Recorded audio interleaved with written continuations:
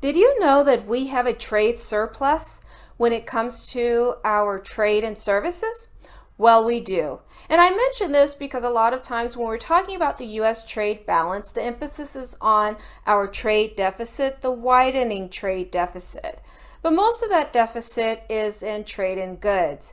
When we isolate the numbers and look specifically at U.S. trade and services, we see where there is a trade surplus, meaning that the U.S. exports more than it imports. Even during the pandemic, the surplus has remained. And the reason why it's important to know about this surplus is because for my service providers looking to compete in the international market, it presents opportunities and shows the level of competitiveness. Hi, I'm Dr. Sarita Jackson, President and CEO of the Global Research Institute of International Trade.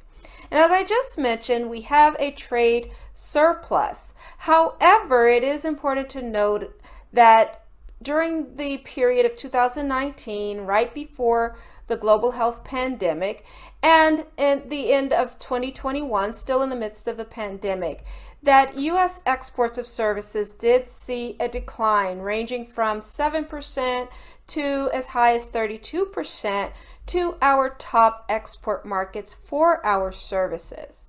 But that's not the end of the story for my service providers.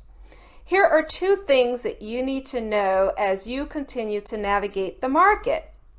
Number one, when we look at U.S. services exports to specific countries, even those that are not our top export markets, there has been significant growth, ranging from 3% to as high as 61%.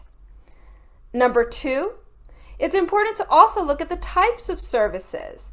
So during the same period, 2019 to 2021, as one could expect, we saw a decrease in U.S. transportation services exports. However, financial services exports and other business services exports saw an increase. So those are two things that you need to know when it comes to understanding U.S. exports of services and the trends within the global economy, especially during a period of uncertainty.